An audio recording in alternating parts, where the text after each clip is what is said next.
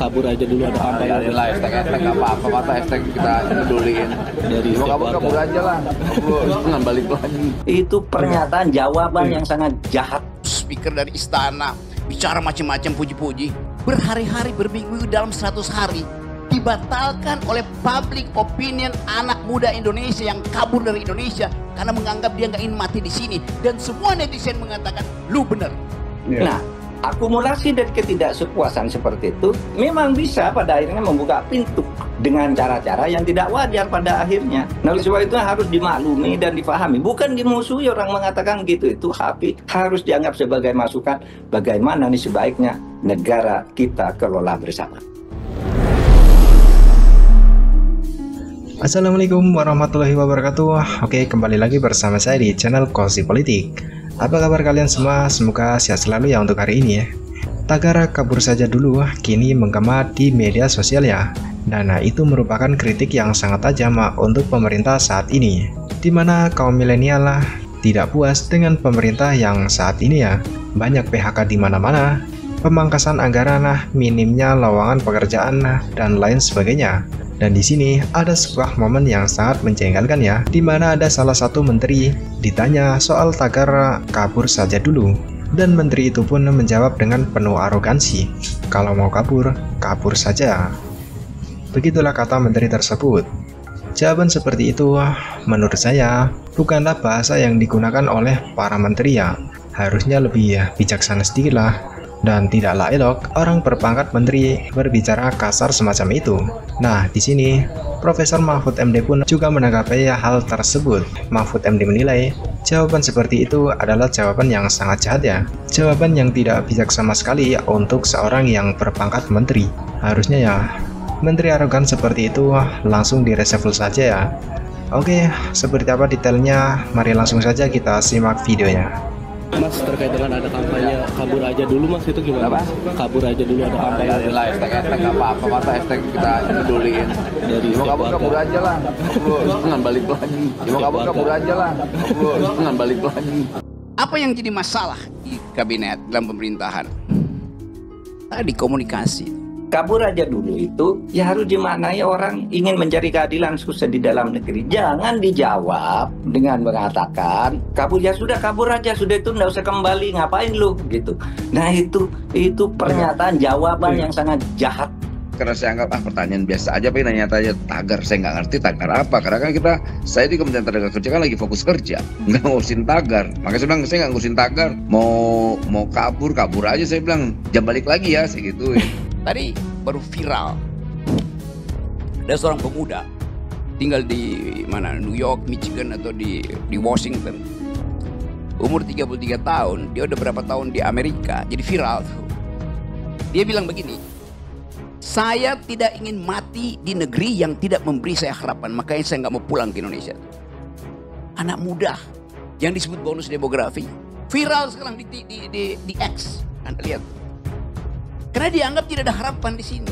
Nah, kalau teman-teman berpikir untuk pindah ke luar negeri, saya malah meragukan nasionalisme kalian. Anda tidak punya patriotisme. Bagi dia, apa intinya patriotisme? Kalau indeks korupsi masih tinggi, apa itu patriotisme? Kalau kerukunan bernegara tidak ada.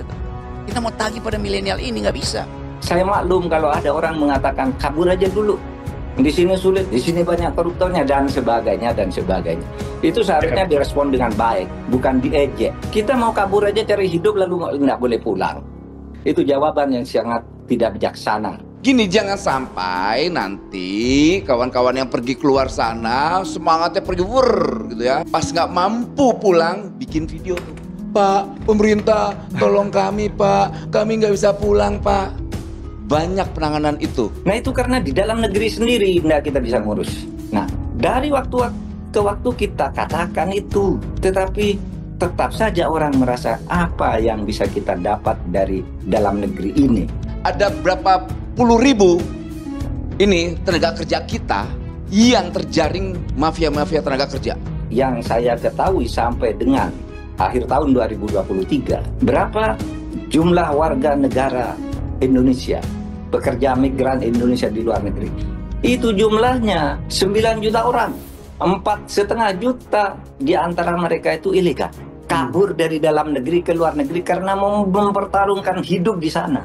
Di Indonesia tidak bisa hidup, dia lari ke Malaysia, istrinya ditinggal. Dia merawat anak orang di luar negeri, anaknya sendiri tidak ada yang merawat di dalam negeri. Ada yang mempertaruhkan nyawa di tengah lautan karena menjadi pekerja-pekerja kapal layar. Lalu kalau mati tinggal dilempar ke laut. Anda tanya ke orang NTT, berapa setiap hari mayat orang NTT dikirim dari luar negeri, disiksa dan sebagainya karena mereka kabur dari dalam negeri untuk mencari hidup di luar negeri. Nah itu kalau negara tidak menyediakan hal seperti itu, ya orang ya kabur aja kan gitu kan.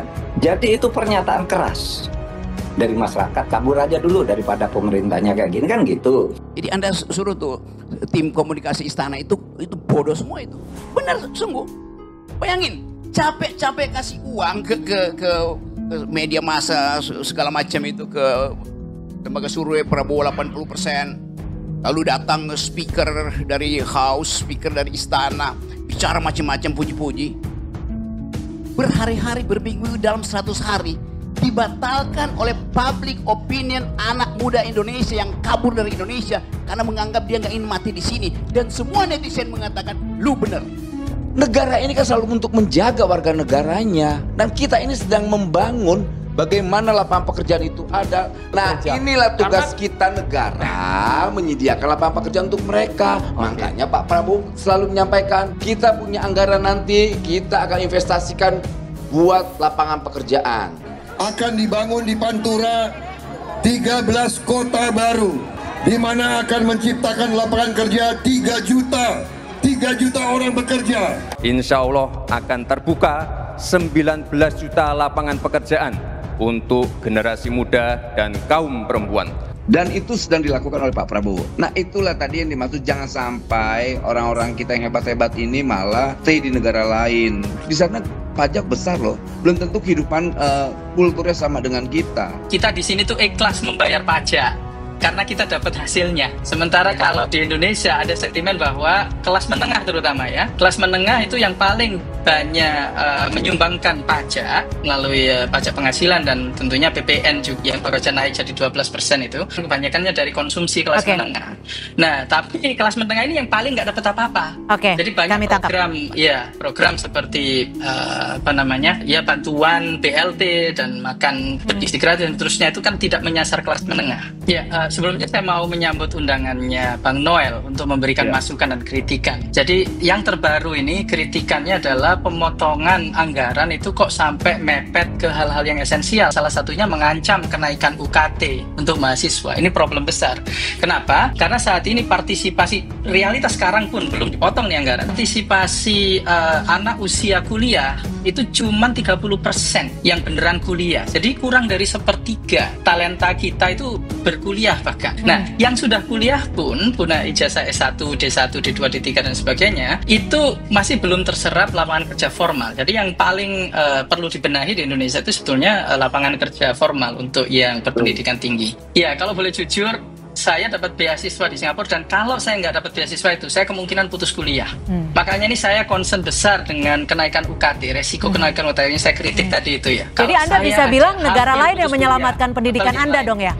Iya, waktu itu belum ada LPDP juga gitu. Jadi saya juga agak concern kalau sampai LPDP dan beasiswa yang lain yang membantu talenta kita untuk maju ke tingkat global itu juga kena pemangkasan anggaran. Itu sangat-sangat concerning sekali. Termasuk Olimpiade, saya dulu alumni Olimpiade Matematika dan tahun ini terancam tidak bisa berangkat loh. Adik-adik saya itu tidak bisa berangkat karena pendanaan untuk memberangkatkan tim Olimpiade Matematika, Fisika, Kimia, Komputer dan sebagainya itu dipangkas 90% kalau nggak salah pemangkasan. Ini tentunya menjadi catatan bagi pemerintah ya. Gini loh, Mas, negaranya dibangun dengan nasionalisme, rasa cinta kepada bangsa dan negara ini. Karena apa? Karena nasib, sejarah dan tujuan yang sama. Kita akan hidup bersama secara adil di negara ini. Kalau mau miskin, ayo miskin bersama gitu. Agar apa? Bahwa kemiskinan itu bukan karena kejahatan dilakukan oleh pengusaha tapi penguasa, tetapi karena kita belum mampu menggunakan sumber daya alam. Nah, nasionalisme seperti itu bisa luntur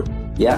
Nasionalisme, rasa cinta kepada tanah air, menghormati pejabat, menghormati pemerintah itu bisa luntur secara pelan-pelan kalau ketidakadilan itu dibiarkan tumbuh kesewenang-wenangan dan arogansi kekuasaan terus tumbuh. Orang akan luntur. Untuk apa nasionalisme seperti ini? Saya kabur aja ke luar negeri. Atau kalau yang ekstrim seperti di Korea, dilawan, masuk penjara pemerintahnya. Seperti di mana itu Bangladesh, diusir pemerintahnya. Di Syria diusir, kan gitu. Nah kita nih baik-baik gitu. Saya cari di dalam nggak bisa, ya kabur aja dah dulu gitu. Itu kan sebenarnya pandangan Ahlus Sunnah wal Jamaah di dalam NU itu. Jangan melakukan pemberontakan yang menyebabkan negara macet sehingga rakyat lebih sengsara. Kan itu jawaban yang netral daripada ngusir orang. Nah, akumulasi dan ketidaksepuasan seperti itu memang bisa pada akhirnya membuka pintu dengan cara-cara yang tidak wajar pada akhirnya. Nah, oleh sebab itu harus dimaklumi dan dipahami. Bukan dimusuhi orang mengatakan gitu. Itu harus dianggap sebagai masukan bagaimana nih sebaiknya negara kita kelola bersama.